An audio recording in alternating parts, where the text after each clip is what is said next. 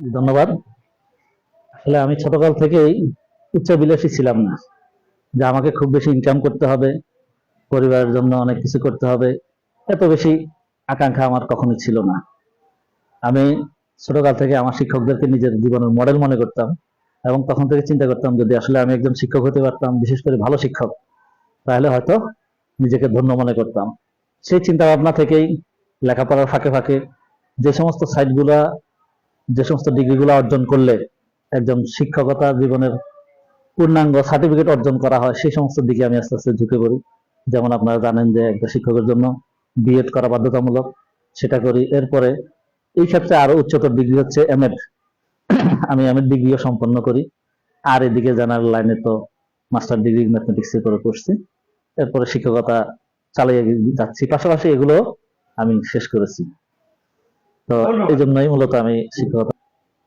মেয়েরা লেখাপড়া করে সামাজিক জীবন, রাষ্ট্রীয় ক্ষেত্রে, দাম্পত্য জীবনে কতটুকু অবদান রাখতে পারবে বলে তুমি মনে করছো? আসলে আমরা দেখেছি বিগত সরকারগুলোর সময় থেকেও মেয়েদের লেখাপড়ার প্রতি সরকার গুরুত্ব দিত। কারণ হলো আমাদের মফস্বলে মেয়েরা লেখাপড়ায় অনেকটা পিছিয়ে, অভিভাবক অসচেতন।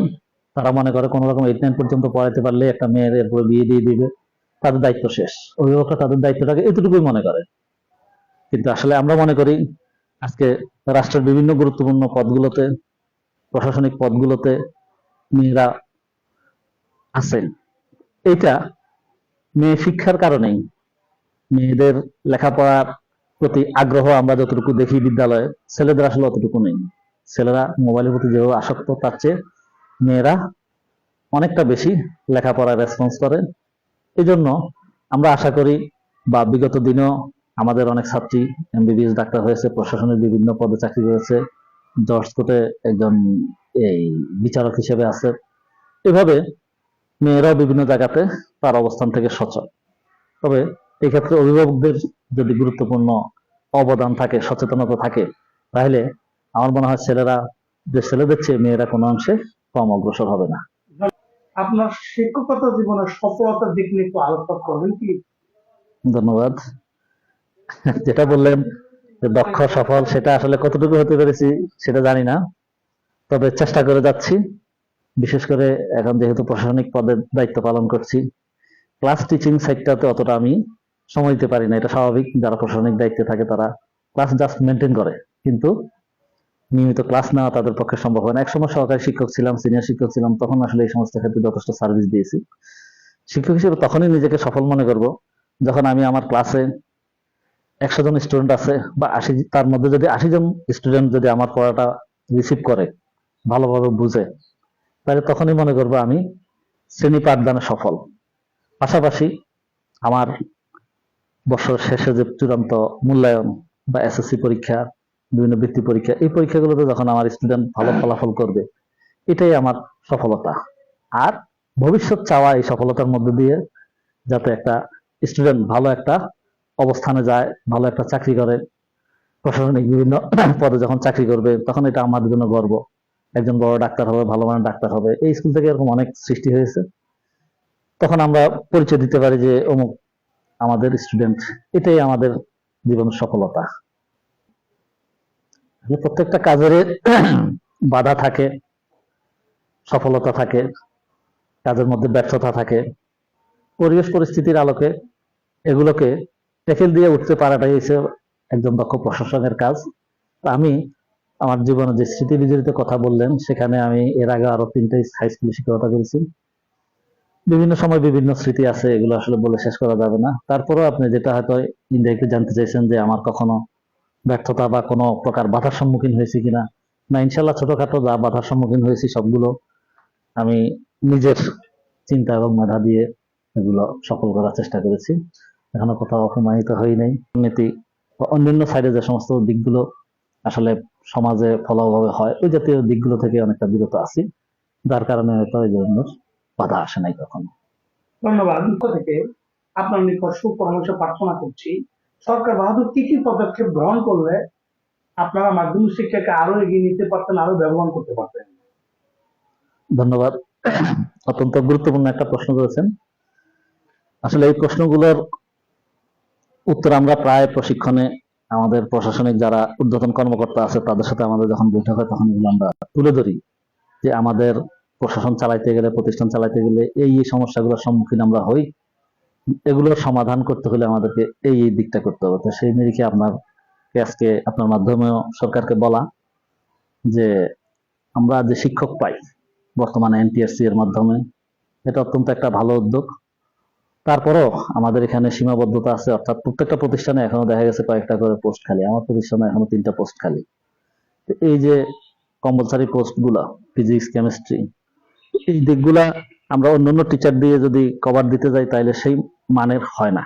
স্বাভাবিক বিষয়ভিত্তিক শিক্ষক বিষয়ভিত্তিক পাঠদান যেভাবে দিবে, ভালোভাবে পড়াবে, সেভাবে হয় না। তো এই হলো শিক্ষক স্বল্পতার বিষয়। পাশাপাশি শিক্ষক স্বল্পতার আরেকটা অন্যতম কারণ হচ্ছে বর্তমানে শিক্ষকদের যে বেসিক বা যেই সরকার থেকে যে অংশটা আমরা এমপি হিসেবে পেয়ে থাকি, এটাকে তারা যথেষ্ট মনে করে না। যারা ভালো স্টুডেন্ট তারা চিন্তা করে আমরা প্রশাসনের বিভিন্ন ক্যাডারে যাব বা অন্যান্য চাকরি করবো, প্রাইভেটে চাকরি করলে, প্রাইভেট ব্যাংকে চাকরি করলে এর চেয়ে দ্বিগুণ টাকা পাওয়া যায়। তো সুতরাং শিক্ষকতা করে লাভ কি? এই জন্য মেধাবীরা শিক্ষকতার দিকে ঝুঁকছে না। আর যার কারণে এখনো এই সাইডে কিছুটা ঘাটতি রয়েছে।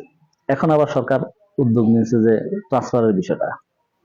ঠিক আছে, এটা শিক্ষক যারা দূর দূরান্তের আছে তাদের জন্য ভালো, কিন্তু আমরা যে সমস্ত জেলাগুলা সারা বাংলাদেশে একটু উন্নত, ওই সমস্ত জেলাগুলোর শিক্ষার মানের জন্য এটা একটা ইনডাইরেক্টলি প্রভাব পড়বে, খারাপ হবে। সেটা হচ্ছে যেমন আপনি মনে করেন নোয়াখালীতে একটা ফ্যামিলির একটা ছেলে যখন এসএসসি পাস করে বা ইন্টার পাস করে তখন চিন্তা করে তাকে ইউনিভার্সিটিতে পাঠানো, বিদেশে পাঠানো।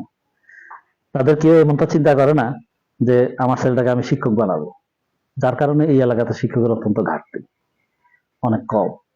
কিন্তু উত্তরবঙ্গে দেখেন সেখানে অনেকটা এলাকা অভাবই আছে, তারা এই পেশাটাকে অনেক বিশাল একটা ইনকাম মনে করে। আমার প্রতিষ্ঠানে উত্তরবঙ্গে কয়েকজন শিক্ষক আছে, তাদের কাছে মনে করেন 100 টাকা 500 টাকার যে গুরুত্ব, ঠিক নোয়াখালী অঞ্চল বা কুমিল্লা অঞ্চল এই সমস্ত সাইডের লোকরা এটাকে কোনো ফ্যাক্টর মনে করে না। অর্থাৎ এরা অল্প ইনকামে সন্তুষ্ট না এই অঞ্চলের লোকগুলো। এতে করে কি হবে, যখন ট্রান্সফার হবে, তখন চালু হবে, তখন দূরের শিক্ষক যারা আছে, বিশেষ করে উত্তরবঙ্গের শিক্ষকরা, তারা এখান থেকে ট্রান্সফার হয়ে চলে যাবে। এরপরে এখানে একটা বড় ধরনের ঘাটতি দেখা দিবে, কারণ পক্ষান্তরে এখানে আসবে না, খুব কম আসবে। কারণ স্থানীয়ভাবে সেভাবে প্রোডাকশন নাই। শিক্ষক ওইভাবে এনটিআরসি এ করা বা এনটিআরসি পাস করে শিক্ষকতা করবে এরকম মন মানসিকতা সম্পন্ন লোক খুব কম, শিক্ষক কম। যার কারণে এই বিষয়টাতে একটু সমস্যা। এর আগে একবার ট্রান্সফারের বিষয়ে সরকার বলছিল যে মিউচুয়াল ট্রান্সফার, অর্থাৎ একজন শিক্ষক যদি এখান থেকে যায় সে আরেকজন শিক্ষক এখানে তার পরিবর্তে দিয়ে যাবে। ওইরকম যদি হইতো তাইলে মনে হয় এটা স্কুলটা এফেক্ট হইতো না। এভাবে শুধু আমার প্রতিষ্ঠান না, এই অঞ্চলের প্রায় প্রতিষ্ঠানগুলো এফেক্ট হবে। ধন্যবাদ। তো- সর্বশেষ জানতে চাচ্ছি জনাব শাহজাহান, আপনি যে বিদ্যালয়ের প্রধান শিক্ষক সাতারভাইয়া বহুমুখী উচ্চ বিদ্যালয়, এই বিদ্যালয়ের প্রাতিষ্ঠানিক কোনো প্রবলেম আছে কি? জি, অত্যন্ত গুরুত্বপূর্ণ একটা কথা বলছেন। এর আগে আপনি জানতে চেয়েছিলেন যে আমার ব্যক্তিগত কোনো বাধা বিপত্তি বা সমস্যা হয়েছে কিনা, কোনো স্মৃতি সে জাতীয় আছে কিনা। সেটা নাই বলছি। তবে প্রতিষ্ঠানের ক্ষেত্রে সমস্যা আপনারা কতটুকু জানেন জানি না, তবে এই বিদ্যালয়ের বেশ কয়েকটা মামলা আছে, যেটা জজ কোর্ট থেকে হাইকোর্ট পর্যন্ত, হাইকোর্ট পর্যন্ত 2টা মামলা রয়েছে জায়গা জমিন সংক্রান্ত। এই মামলাগুলোর জন্য আমি বা আমার ম্যানেজিং কমিটি বা কোনো কোনো শিক্ষকও মাঝে মাঝে সময় দিতে হয়, ওইটা নিয়ে চিন্তা করতে হয়, হাজিরা দিতে হয় বা খোঁজ খবর নিতে হয়। এটার জন্য যে আর্থিক একটা ব্যয়, সেটা কিন্তু প্রতিষ্ঠানের জন্য একটা বিশাল বাধা। আপনি জানেন যে হাইকোর্টে একটা দিন তারিখে 20,000 টাকা 15,000 টাকার নিচে দিয়ে উকিল দাঁড় করানো যায় না।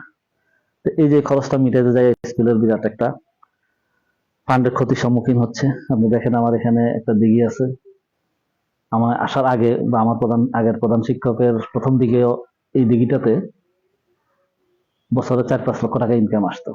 চারপাশে বসি প্রতিযোগিতার জন্য টিকিট বিক্রি করতো, স্কুল ইনকাম আসতো। এখন তো ইনকাম নাই, পক্ষান্তরে মামলা মোকদ্দমার পিছনে আরো আমাদেরকে ইনভেস্ট করতে হয়। স্কুলে 2-1 জন হিতাকাঙ্ক্ষী আছে যারা হয়তো বিভিন্ন সময় সাপোর্ট দেয়, পাশাপাশি আমাদেরকেও তো এটা দেখতে হয়। তো এই যে মামলাটা যদি বিদ্যালয়ে না থাকতো তাহলে নির্দ্বিধায় পাঠদানে আরো অনেকটা অগ্রগামী হইতে পারতাম। তিনি একান্ত সাক্ষাৎকারে নারী শিক্ষার প্রতি যথেষ্ট গুরুত্ব আরোপ করলেন। তিনি কবি নজরুলের ওই বাণীটি স্মরণ করিয়ে দিলেন, পৃথিবীতে যা কিছু সৃষ্টি হচ্ছে কল্যাণকর, তার অর্ধেক করিয়েছেন আদি, অর্ধেক করিয়েছেন অন। তিনি দুঃখ প্রকাশ করে বললেন, তার বিদ্যালয়টি মামলা মকদ্দমার সাথে জর্জরিত সমস্যা ফিল করছে। আজকে শিক্ষক স্বল্পতার কারণে পাঠদানে বিঘ্ন করছে বলে তিনি জানান। আমার আশা ও বিশ্বাস, বাংলাদেশের সকল শিক্ষক বৃন্দ যদি জনাব শাহজাহানের মতো বিদ্যালয় ও শিক্ষা জীবনের জন্য তো দায়িত্বশীল ও দায়িত্ববান হতেন, তাহলে বাংলাদেশ হতো বিশ্বের বুকে শিক্ষিত জাতি এবং শিক্ষিত দেশ হিসেবে স্বীকৃতি লাভ করতে পারত। আমি মোহাম্মদ দেলোয়ার হোসেন